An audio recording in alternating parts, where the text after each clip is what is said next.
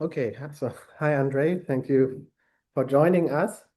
Andre is for very good reasons not physically here, but we are happy that he's at least digitally joining us with a lovely talk about truth and meaning, the theme of the conference, and automated theorem prover. So without stealing more of your time, feel free to take Yes. over. Yes. Thank you so much. Denise, can you hear me? Normally it's Yeah, we hear you yeah, well. perfect. Yeah, thank you. Thank you so much, you and Asdir, for organizing this wonderful event. I really, yeah, it's a bit pity that I couldn't make it, but yeah, I actually very much look forward uh, to read your slides. If you might send me that would really very helpful and participate us in a common discussion. So my talk will be about automated theorem proving, and actually I'll a little bit change the title. If you noticed, in my original title was automated proof verification at the place of automated theorem proving, and that is because actually 2 weeks ago there was a major event in a Newton Institute in Cambridge, a week long, on automated theorem proving.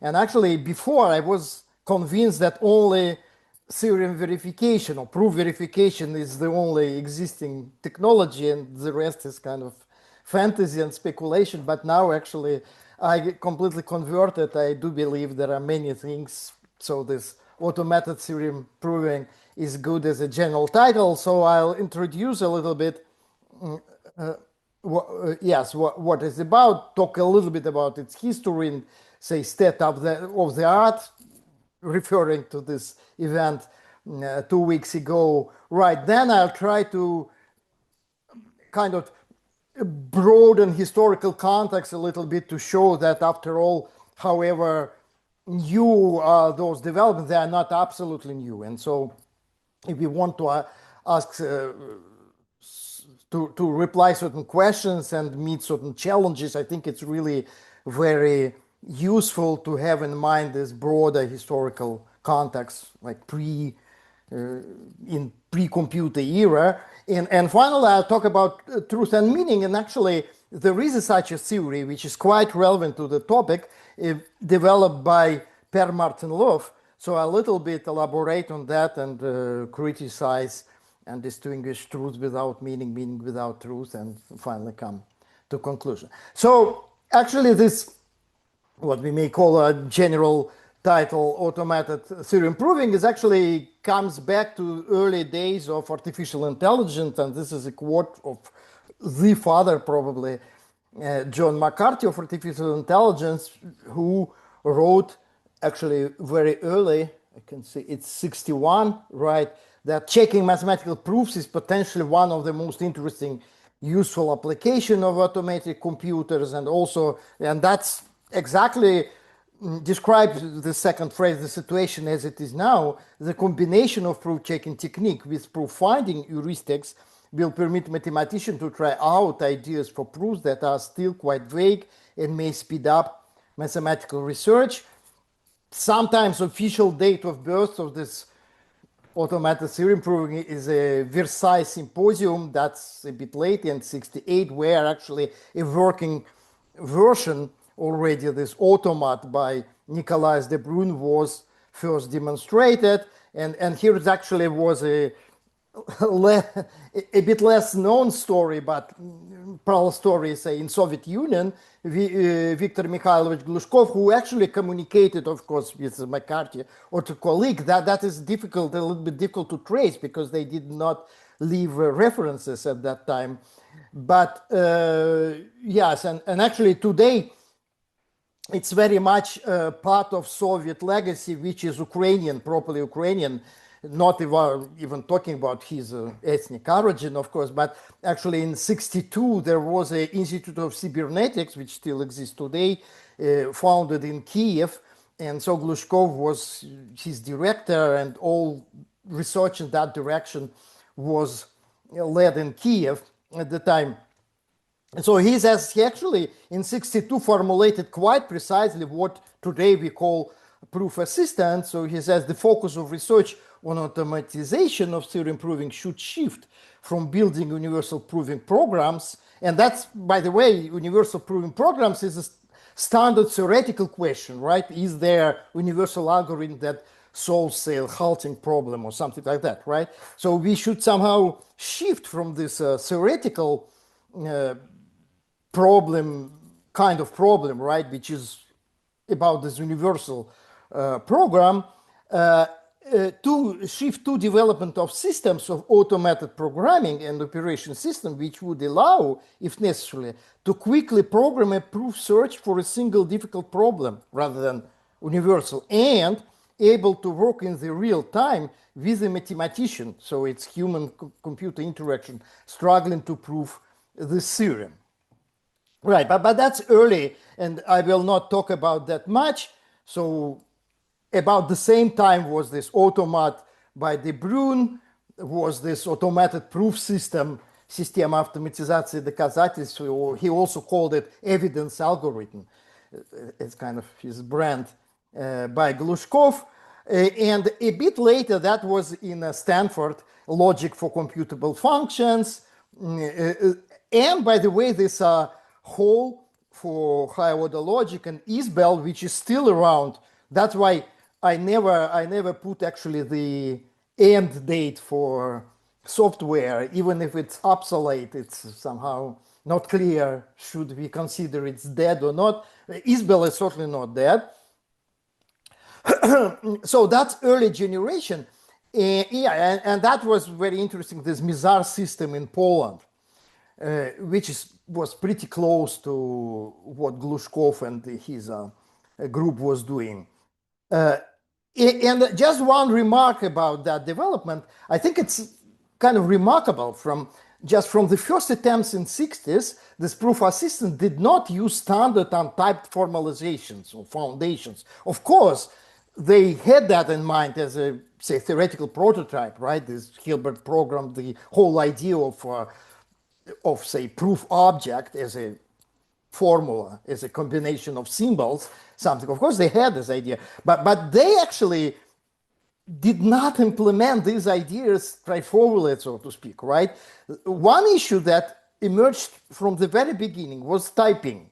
That actually became clear that you need some typing, you need to distinguish between, say, logical constants and individual constants, and actually different things, real numbers or, of course, finitely represented, and, say, natural numbers, and so on. So typing was actually not a popular foundation, even it was already considered and conceived as foundation, say, by Russell. However, it was part of all, or better to say, theoretical background of all those systems. And then important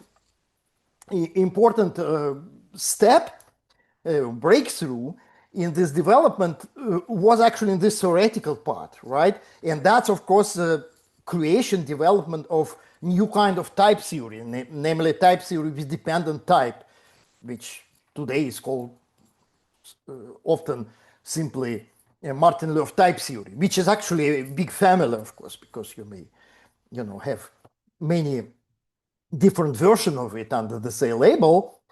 And actually that produced a really new generation of proof assistants. Probably the earliest was NURPL in United States. Then was Thierry Coquin with his Coq, which explicitly tried to implement a fragment of Per-Martin-Löf's set theory. Actually, Agda, made by Thierry's wife Katarina, a bit later, and actually Lean, which today tends actually to dominate in the story, and originally conceived Leonardo de Moura. Somehow he was not around in that conference, probably he's doing different things today. And I'll tell a couple of words about Lean. Probably I should say what dependent type is. Just I can't, of course, explain much of things, but think about type of lists, right? Which is in computer, any kind of programming is, of course, very useful. And those lists may be of different lengths. So you have a kind of different types of lists which depend on natural number, right? On length of a given list. And that means that you may think of type of different of natural numbers as a base type, and with each term of type of natural number, that is with each natural number, there is a associated type of list of length n. That's just an example, but actually that changes a lot.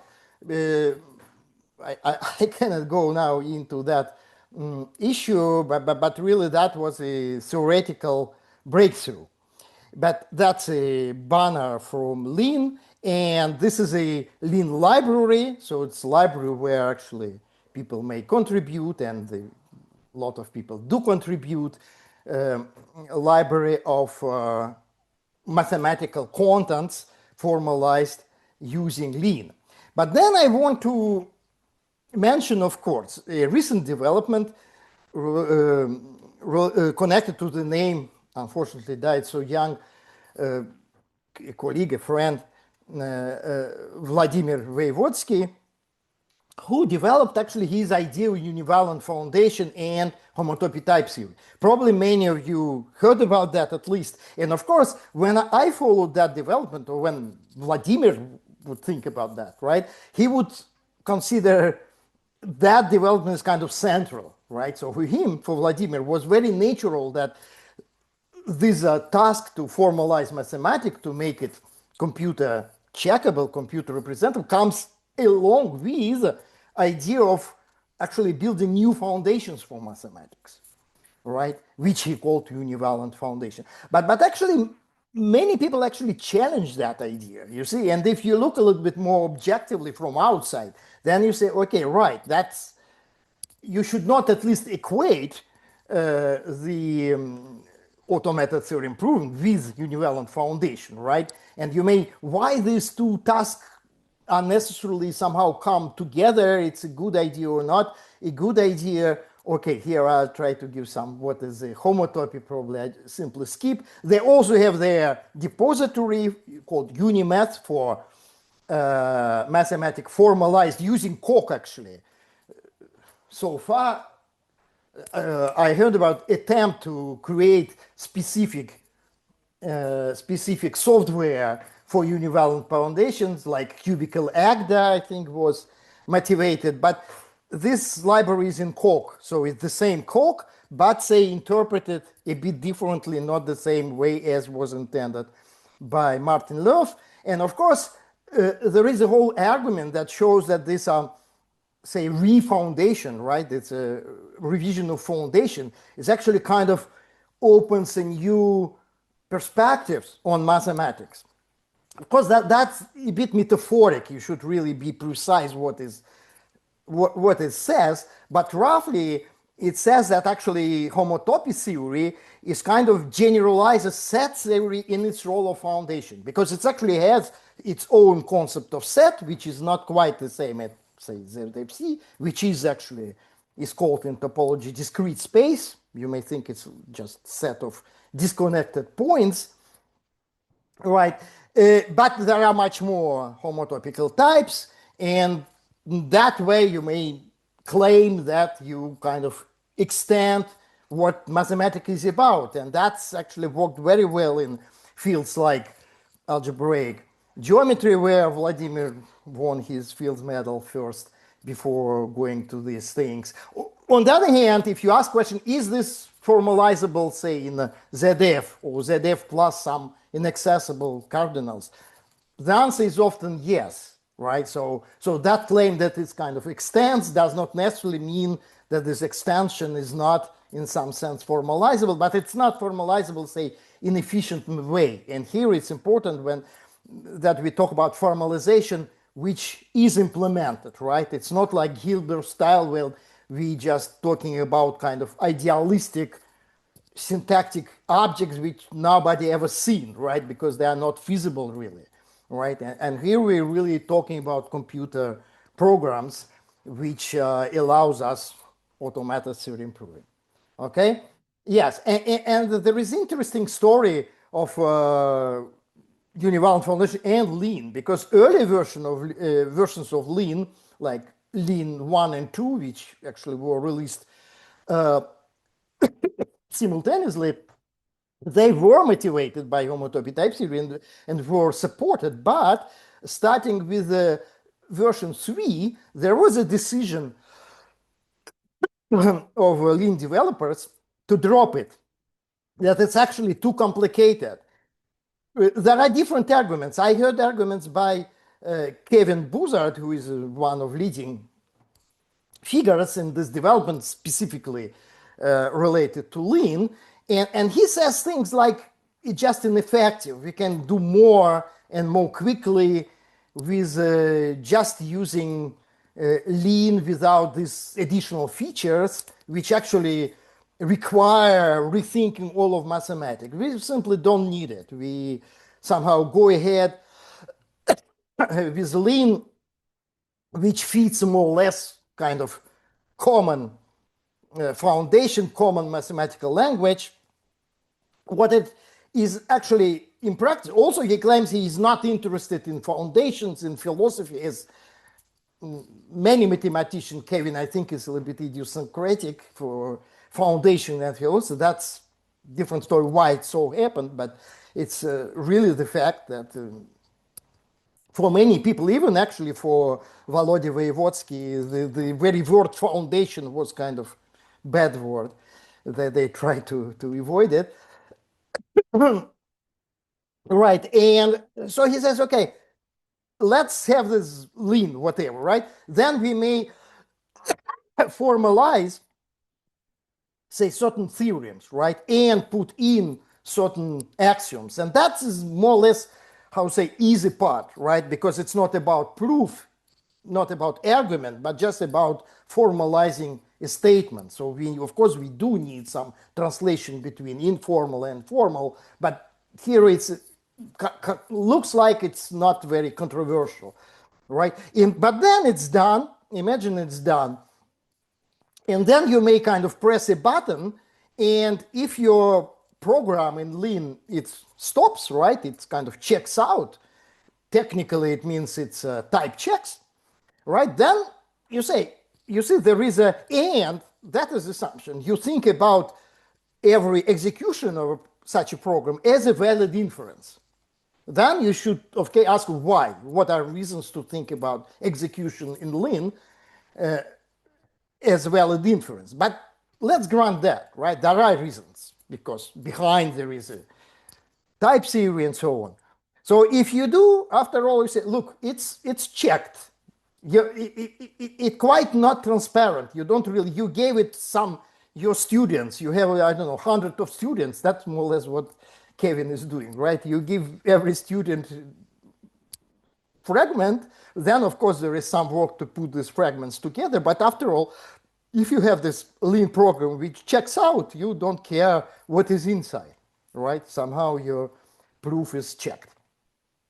Right. And then, by the way, there was Emil Redet, after all, because somehow he was involved to formalize higher category theory using Lean, which is kind of, how to say, unnatural, right? Because higher category theory exactly was very much motivation for homotopy type theory. Okay, and so she knows how to formalize it in Koch, but does not know how to formalize it at Lean. On the other hand, there is no meta theorem that would say it's impossible. Of course, it's a kind of price to be paid, right? It's really natural in Koch. It's better. but then, of course, the question is, it's specific feature of this higher category theory, or it's something about, say, foundational, kind of new foundations of all mathematics, that after all, we discovered that higher category theory, and now we somehow have this insight that all mathematics become somehow higher categorical. So people like Kevin, they really oppose this vision. They, in that sense, very conservative, okay? And say, we just go ahead, we don't want to spend time to these complicated foundation issues. Right, so that's actually was already third meeting in this series. Okay, so today major motivations is not only proof verification, even if probably still the major motivation. Another motivation that I already actually mentioned is a support for large collaborative projects. It's kind of citizen mathematics, like citizen science. So you may, as I say, have students or even just lay people, amateurs, which would formalize things, and then there is a big boss like Kevin who put things together and say, actually his current project is to formalize Andrew Weil's proof of last Fermat theorem. And that's actually precisely out of Harrison, but at least he hopes to reduce it to results, he says, of 1985. So if he can reduce this proof to those results known back in that time, so it's already would worth this how say money this is grant is given. Right. This is probably the second point. And third important point is just stocking, preservation, dissemination of mathematical knowledge. So everybody understands it should have some impact of how knowledge is transmitted into mathematical education. Nobody knows how exactly, but it's somehow clear that this is the future of mathematical education anyway. Right. Yes, there was actually few. I think it was the only proper philosophical talk by Fenner, who you know him. So that's the scheme he's proposed. That say paper is submitted to the journal, then its editors find it somehow not interesting. Potentially, right? They kind of auto-formalize it using LLM. Yeah, and that is something new. Of course, there are a lot of things that these days, this idea original of proof assistant, it belongs to so-called symbolic AI, right?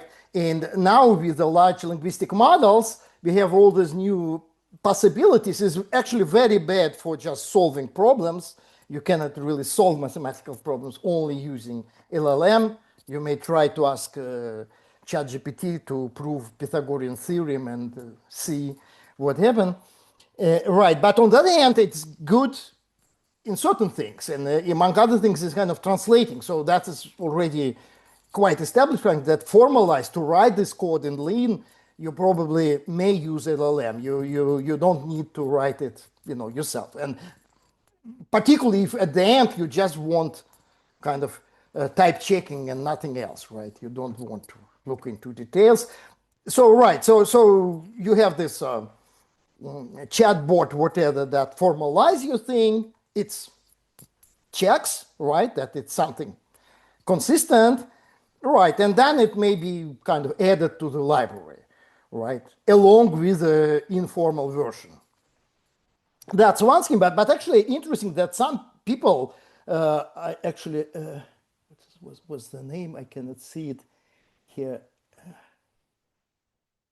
Alex Best, right. He actually made this interesting argument that if we only formalize humanly produced mathematics, we kind of limit them. That is similar to discussion about the so-called end of theory started back in 2008 by Chris Anderson, if some of you is aware, right? And the argument is that in kind of automated proof search may bring you more. You can bring you things that human mind would never bring you. And particularly people refer to the story of AlphaGo, right? That it was, won against a human champion in Go using this reinforced learning, which means roughly that two computers or play against each other, and so they develop these strategies rather than only rely on non-human strategies. And allegedly they kind of rediscover rather quickly all existing history, say, of Go, and go much further, right? And so we may assign a goal or leave this goal open and somehow make this artificial intelligence work. You see? according to this point of view, what we should do, then we may use the same LLM for deformalization, right? That it would create some structure, right? Some code in Lean, but then we would may use the same LLM, the opposite direction, kind of make it humanly readable, right? Then probably we should introduce a human in the loop if we want to control the whole project, probably not. And somehow publish again in two forms. So at least this is a different scheme actually, but also discussed. That's not what boy invention. Then actually it was a quote that Fenner used in Terence Tau's, who is one of leading enthusiasts also of automated theorem programming. Now, so he said actually it was in the context of discussion of these large collaborative projects. He says, with proof assistance, you don't need to trust the people you are working with because the program gives you 100% guarantee. And then you can do factory production type industrial scale mathematics, which don't exist right now.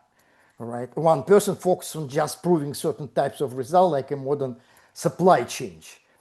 Yeah, but then of course the issue of trust is not so easy and straightforward, right? It's a serious kind of concept. Then of course we also may ask whether it's actually a good idea to make mathematics industrial, why it's necessarily good. The immediate association that comes for me, for my background, it's kind of Stalin, like Soviet style industrialization, which was of course horrible. No, at least such things should be evaluated. I'm not conservative who should no, we should not do anything like that, but at least that should be somehow discussed when such, it shouldn't just go for as a matter of course, right? That is the direction we should go. I think it's something be concerned about and seriously think about. Right, so I just few epistemological questions say, no, first traditional question, right? What really justifies the whole idea that successful checkout of formalized argument with Lean qualifies as a proof? So we should somehow say something about Lean. So we should think about Lean as a foundation of mathematics, even if mathematicians don't like this, expression, but that's exactly what is traditionally is, right? How it's defined. Then, of course, there is an issue, and on that issue, I'm going to elaborate that this formal verification are not transparent, right? They're kind of black box. And allegedly, you as a human need to understand a proof, right? To qualify it as a proof, or probably you don't need. So that's a complicated issue. I'm going a little bit illusory. Yes, I already told about this industrialization.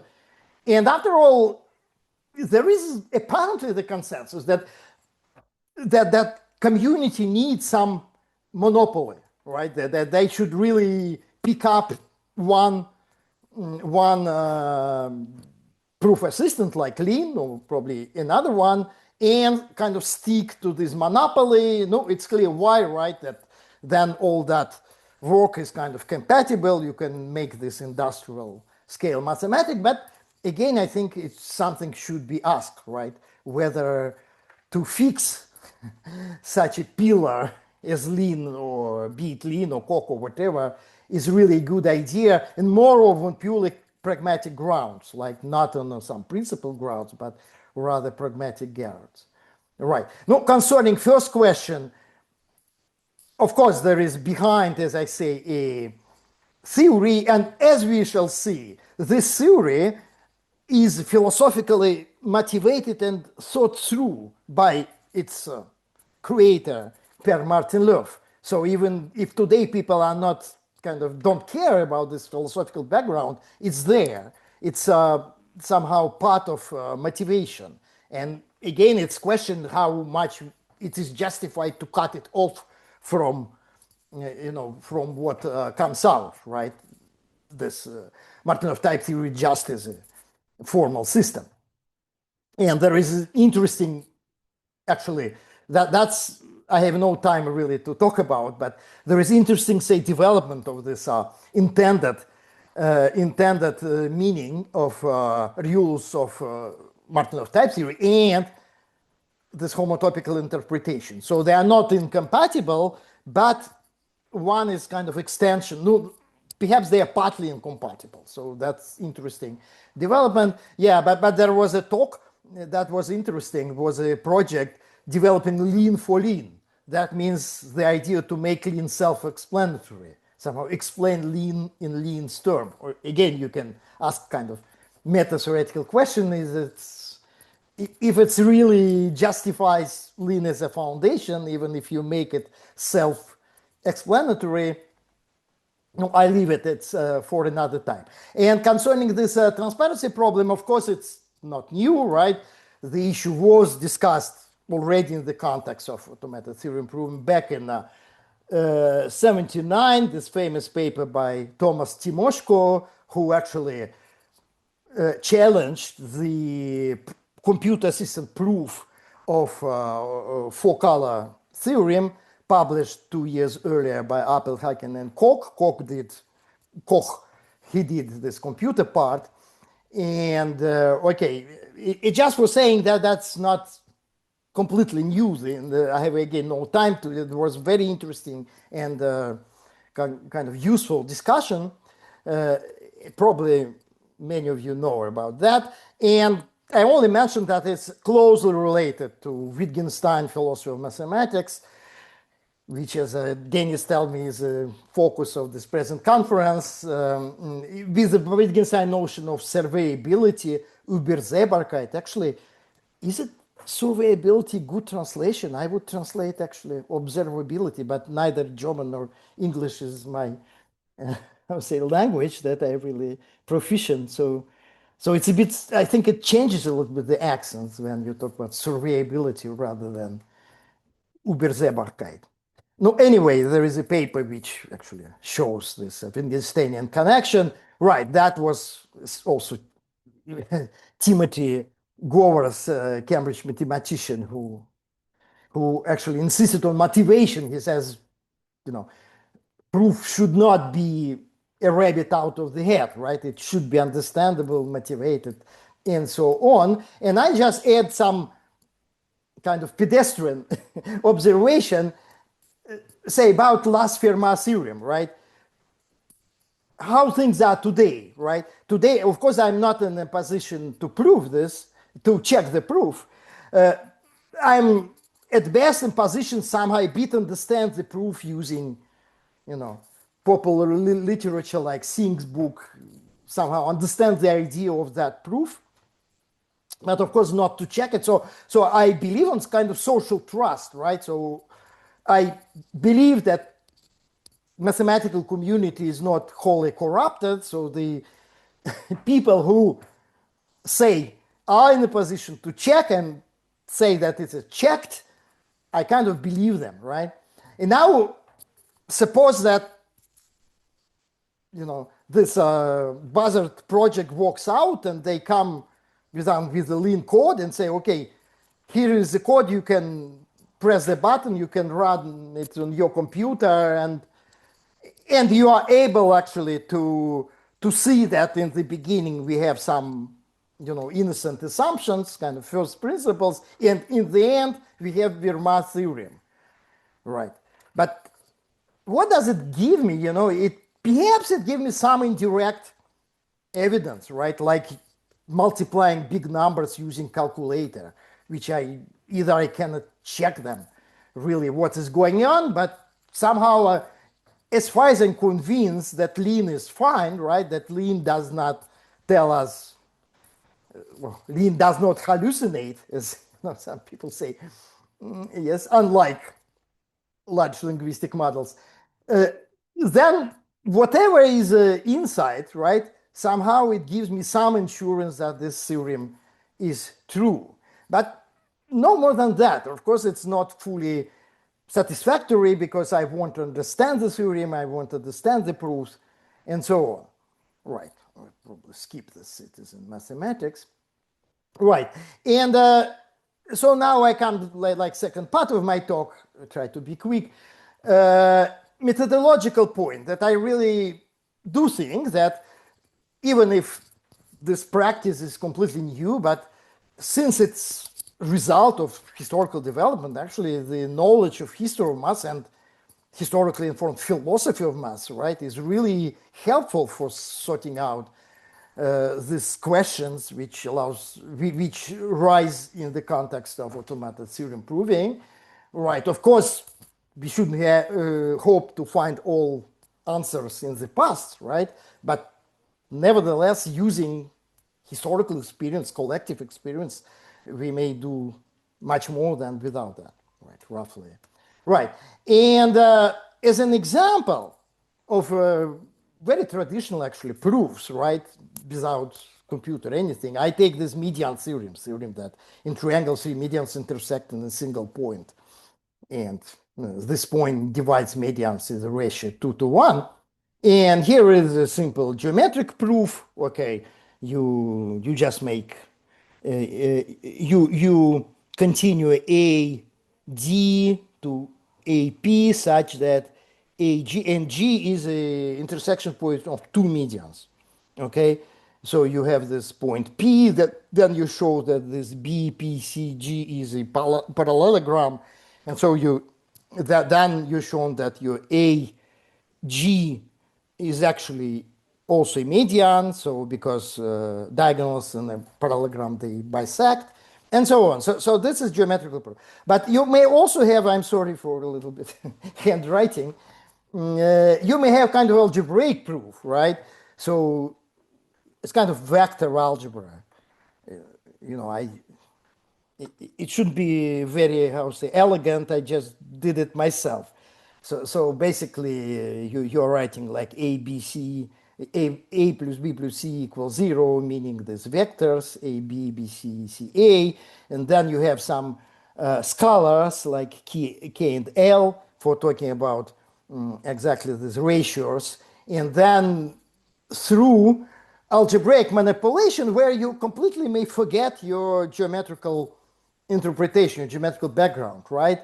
You see that you get these ratios 2 to 3, and then you go back to your geometrical interpretation. So that's something already at least René Descartes did, right? So you translate your geometrical problem into algebraic equation or system of equation, then you manipulate symbols completely by rules of algebra, forgetting what is about, and then you interpret it back geometrically and get your solution. Of course, you should be careful because what if you compare now these two solutions, there are two things to be said. One thing that second is easier to find, right? Even if it's not completely algorithmic, I did use some general method for solving, systems or linear equation, but it's close to that, right? I just shuffled symbols. It's really easy.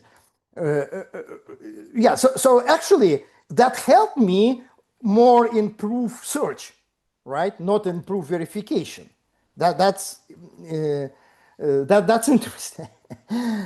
Yes, and for proof verification, I rather had that, right? Here I just prove from first principles the same thing. And actually, to show that this kind of heuristic actually procedure give me actually proof, right? That I should not in you prove it when I already know the answer. That's something to be worked on, right? And in history that came rather late, only in 19th century, I think, right? And that's picture that shows how this contentual and formal works in the case of already proofs. So it's from different talk. I'm sorry, I took it. I illustrated Hilbert Frege debate, right? Frege insisted that true inference should be contentual, right? So you just go from premises to conclusion. And actually what Hilbert was suggesting, right? That again, you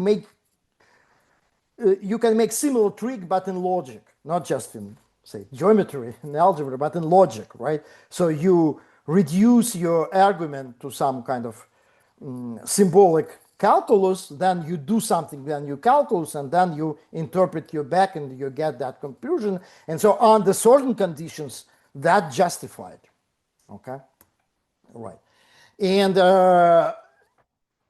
it's appropriate to mention Doug Private, who said valid argument might preserve truth. Okay, but the preservance of truth is clearly not a sufficient condition for validity. Nobody would consider, for example, Peano axioms followed by Fermat's theorem as a proof, even if it follows. It is not enough that the step of proof happened to follow from the preceding one. It must also be seen that they follow. But I only add here that the seen allows for different versions, so to speak, right? You may have kind of immediate surveyability, like in case of strokes, right? Or kind of mediated surveyability, I call it that way. That means that you use already this positional system. So you kind of follow, but not strokes. You have actually kind of symbolic intuition, right? You have your 10 ciphers, you know how system works, and so you use it. And after all, you can just use calculator and multiply big numbers, simply relying on your trust on your machine, right? And in every case, it's kind of seen. There is some evidence, but they are of different sorts, you see. And after all, it looks like we have something kind of deep here, right? Because we may say, look, in mathematics, we may kind of add material objects, say ships, right? Or we may abstract away and replace them by strokes. So it's already abstraction from each animal. We have just a stroke, and we have even high abstraction, and we have this positional system. But I think it's okay, but it's just wrong to assume that it all goes this upper direction. I think this opposite direction, kind of, I call it concretion, using term of Alfred Whitehead, is at least equally important, at least in applications of mathematics. And interestingly, in univalent foundation, we actually do have this solution, with solution which includes, which allows for solvability. But okay, I skip it because I'm running out of time. So after all, Per Martin Löf on truth and meaning. Okay, I'll try to finish in 5 minutes to leave some time for questions. So, yeah, I already explained why it's natural place to start to talk about these philosophical issues with respect to automated theorem proving, because that was historically. It does not mean that we should stick to this kind of philosophy, right? But we should at least take it into account. So Martin Löf says, proposition is defined, and I read it, its meaning is given. That's my reading, okay? By laying down what counts as a proof of the proposition. So meaning is given by the proof. And proposition is true if it has a proof. So it's a constructive notion of truth. Then there is this procedure, meaning explanation. Okay, I took this, how it's described as this n-labs. Okay, probably I may also skip it. And we may ask, what about truth without meaning? Right? If we stick strictly to Martin Löf, that's something impossible, because actually meaning kind of implies a true, right? So if we do have this, actually what makes this proposition meaningful again is its proof. And if it has a proof, it is true. So if it is meaningful, this is a syllogism, right? Then it is true. But what about these cases when we do not have this full meaning, right, but have kind of evidence that it exists? It actually allows, that may be nicely interpreted in this homotopy type theory, but I do not try explaining that. But just informally, I think that's exactly case in point, right? That we may probably kind of delimit notion of truth, distinguishing from that of meaning, by saying that truth is not naturally full meaning, but just a kind of evidence that meaning exists, right? And that's exactly what we have if we say press a button and seal in making proof check. So it's kind of formal thing that does not give us meaning, but it gives us truth because it shows that meaning exists, even if it's not displayed. Okay? Yeah, and that's a very important issue, probably, which is called proof relevance versus proof irrelevance. And this is about whether or not we should, how to say, take with every mathematical proposition its proof, right? Because according to Martin Löf, if we want to say we have its meaning, we should have its proof. But that is too strong, right? In many situations, we just want to know that certain, say, lemma is proved and forget about its proof. And that, by the way, I think it's important point why univalent foundation were resisted, because they are proof relevant, right? Why lean in this, flat form is a proof irrelevant. And I think that that's indeed the important issue that should be thought through and dealt with, proof relevance. Right. And finally, what about meaning without truth? Yeah, and I give example. What about this phrase? There exists the largest prime number, right? Which sounds like meaningful. We know it's false. It's actually provably false, but it looks like meaningful. But actually, this meaning, one that we may call chimeric, right? We simply have idea of largest number having certain properties, like largest number of different polyhedra is 5 in Euclidean space.